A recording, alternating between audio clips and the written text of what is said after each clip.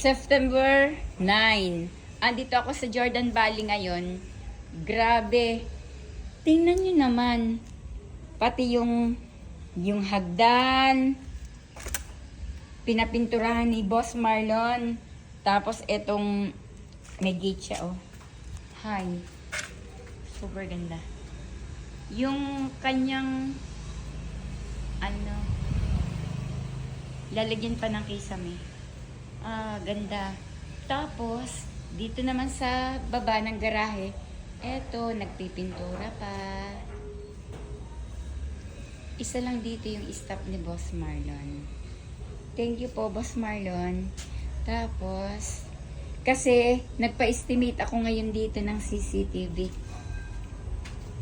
Sa Friday i-install. Ayan. Pauwi na rin. Ayan. Pauwi na rin kami ngayon sa Caloocan South.